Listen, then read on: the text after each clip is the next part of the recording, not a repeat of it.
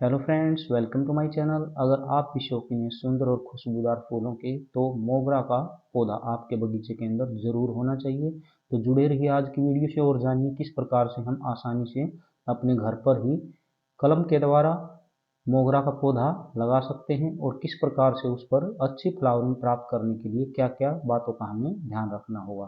तो सबसे पहले हम शुरुआत करते हैं कि जिस समय हमारे पौधे के अंदर फूलों की संख्या कम हो जाए, यानी कि प्रूनिंग करने का टाइम आ जाए, तो उस समय पर हमें क्या करना है, अपने पौधे की ज़्यादातर जो हम कटिंग को काट देते हैं, इस तरह से हमें उसकी हार्ड प्रूनिंग कर देनी चाहिए, कटाई छटाई कर देनी चाहिए।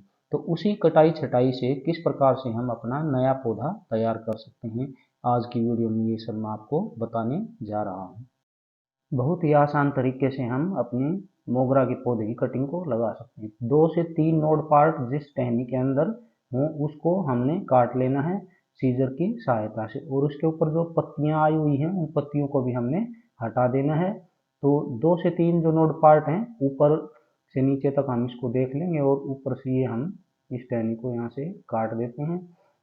इसके बाद अपने इस ब्रांच को हम एलोवेरा के अंदर, इसको चाहें तो अलग से काट करके हम मिट्टी में भी दबा सकते हैं, और ऐसे ही पौधे के ऊपर ही जिस तरह से मैंने आपको छेद करके दिखाया, किसी भी पतले औजार से, जैसे कि मैंने तो सीजर से ही कर दिया, तो इस प्रकार से छेद बना लेंगे और उस छेद के अंदर अपनी इस टहनी को इस तरह से सेट कर देंगे।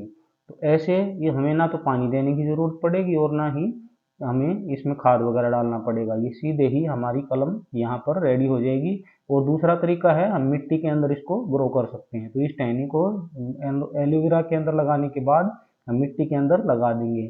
तो ये अभी आप जो देख रही हैं मेरी कटिंग, जो मैंने लगभग 1 महीने पहले इस अपनी ट्रे के अंदर लगाई थी, देखेंगे आप किस प्रकार से खरपतवार भी इसमें बहुत ज़्यादा उग गया है और हमारी जो कटिंग है ये अच्छे से ग्रो कर चुकी है। इसके ऊपर आपको नई जो पत्तियां हैं वो नज़र आ रही होंगी। तो इसको हमने क्या करना है, अब धीरे धीरे इसकी मिट्टी को हटाते हुए, ये मिट्टी को हटा देंगे हम धीरे धीरे, और इसकी क्योंकि रिपोर्ट इसको हमें करना पड़ेगा किसी गमले या ग्रो बैग में, जहाँ भी आप चाहें इसको रिपोर्ट कर सकते हैं। कम से कम 6 इंच का गमला होना चाहिए और ज़्यादा से ज़्यादा 12 इंच का गमला आप ले सकते हैं। बड़ी ही सावधानी के साथ हम इसको निकालेंगे, अगर इसकी जड़ें टूट गई तो फिर हमारा पौधा नहीं चल पाएगा। तो इसलिए आसानी से पहले हम चारों तरफ की मिट्टी को हटा लेंगे, क्योंकि हमें नहीं पता कि इसकी जड़ें कितनी लंबी हैं। तो धीरे धीरे से हम इसकी जड़ों को के आसपास की मिट्टी को ढीला करते हुए, हटाते हुए, और अपनी जो कटिंग हमने लगाई थी उसको बाहर निकाल लेंगे। और ये धीरे धीरे से हमारी कलम लगभग ये निकलने वाली हैं। और आप देख पा रहे होंगे कि हल्की जड़ें इसके अंदर आपको नज़र आ रही हैं। हल्की क्या है, इसके अंदर तो 1 महीने के अंदर बहुत सारी जड़ें हो गई हैं। आप देखेंगे कि किस प्रकार से लंबी जड़ें भी इसके अंदर हैं, छोटी जड़ें भी इसके अंदर हैं। तो हमारा पौधा अब बहुत ही अच्छे से गमले के अंदर ये लग पाएगा। आप देख पाएंगे कि ये कटिंग इस प्रकार से अच्छे से ये रेडी हो चुकी है। अब ट्रे को एक साइड कर देते हैं और एक ले लेते हैं गमला। उस गमले के अंदर हम अपने इस कटिंग को लगा देंगे। आज मेरे पास 8 इंच का गमला उपलब्ध है, तो इस 8 इंच के गमले के अंदर ही हम अपनी मोगरा की कटिंग को लगा लेते हैं। जब भी हम पौधे को गमले के अंदर लगाएं तो सबसे पहला काम होता है पौधे की सुरक्षा के लिए, ताकि उसके अंदर फंगस ना लगे, सबसे पहला काम होता है ड्रेनेज होल्स को ओपन करना। तो एक एक करके मैंने ये इस गमले के ड्रेनेज होल्स को ओपन कर दिया। अब दूसरा काम करेंगे, हम इसके अंदर मिट्टी भरेंगे। पहले कुछ नीचे मिट्टी भरेंगे, उसके बाद इसके अंदर हम सूखी पत्तियां या नीम की हरी पत्तियां गीली हों उनको भी डाल सकते हैं, जिससे कि हमारे पौधे के अंदर फंगस नहीं लगेगा। तो अभी करते हैं इसको लगाने की शुरुआत। पहले मिट्टी भर लेते हैं। इस मिट्टी के अंदर आज मैंने 3 चीज़ें मिक्स की हुई हैं। पहली जो हमारे खेतों के अंदर होती है वो नॉर्मल गार्डन सॉइल, और उसके साथ ही मैंने 20% इसके अंदर रेत मिलाया है। और तीसरी चीज़ है गोबर की खाद। तो इन 3 चीज़ों को मैंने, वो भी 20% के करीब इसके अंदर डाली थी, तो ये तीनों चीज़ें मैंने इसके अंदर मिक्स की हुई थी मिट्टी के अंदर। और अब मैंने डाल दी हैं ये कुछ नीम की पत्तियाँ।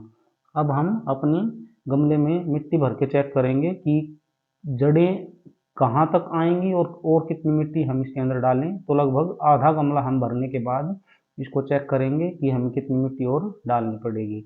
अभी हमें और मिट्टी की आवश्यकता है, तो एक हाथ से हम अपनी कलम को पकड़ लेंगे और बाकी जो बची हुई मिट्टी है उसको इसके अंदर डाल देंगे। और जो मिट्टी आप देखेंगे उसको अंदर आपको हल्की हल्की कुछ टुकड़ियाँ सी नजर आएंगी, जो कि आप देखेंगे सरसों की खली, जो कि एक बेहतरीन फर्टिलाइजर होता है हमारे फूल और फलों वाले पौधों के लिए। तो उसकी कुछ टुकड़ियाँ इसके अंदर आपको नजर आ रही होंगी, उसको हमने मिक्स कर दिया है। और इसके बाद अगले 1 महीने तक हमें इस पौधे के अंदर खाद देने की कोई आवश्यकता नहीं पड़ेगी। और इसके बाद हम डाल देंगे इसके अंदर पानी। तो ये हमारी मिट्टी लगभग इसके अंदर सेट हो गई है। जड़ें इसकी अच्छे से मिट्टी के अंदर सेट हो जाएं, इसके लिए हमें इसके अंदर आज दे देना है अच्छे से पानी। इसकी पत्तियों को और जड़ों के अंदर पूरी तरह से ये पानी हमने डाल दिया है। और अब इसको लगभग 4 से 5 दिन के लिए छाया के अंदर हम रख देंगे। उसके बाद हम इसको धूप के अंदर भी रख सकते हैं।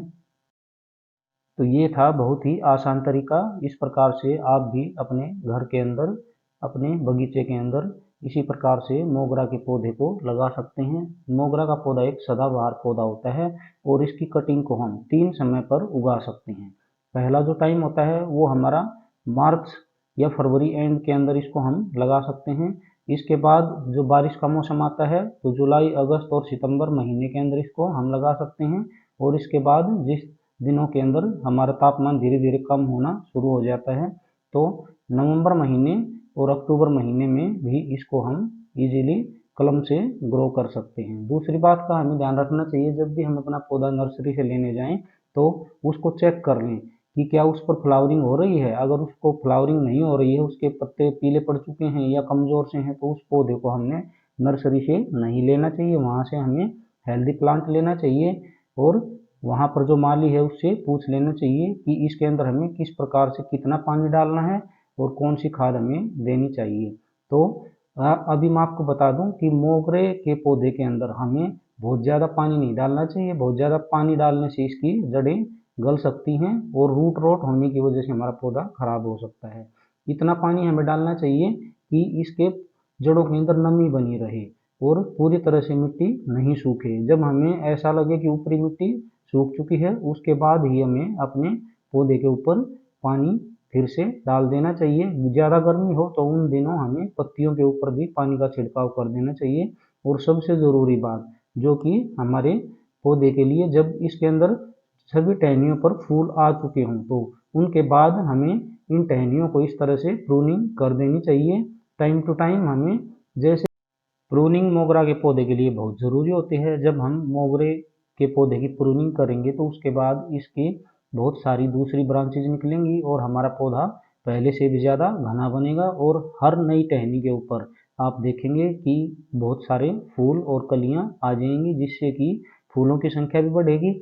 और इस प्रकार से जैसे कि हमने पहले बताया था कि आप कटिंग लगा सकते हैं, तो जिन भी टहनियों की आप प्रूनिंग करते हैं तो उनके ऊपर से आपको लंबी लंबी टहनियाँ बच जाएंगी और उनको फिर से आप कटिंग तैयार करके मोगरा के अनेकों पौधे तैयार कर सकते हैं। अपने घर में, अपने बगीचे में लगा सकते हैं, अपने साथियों को उपहार के रूप में दे सकते हैं।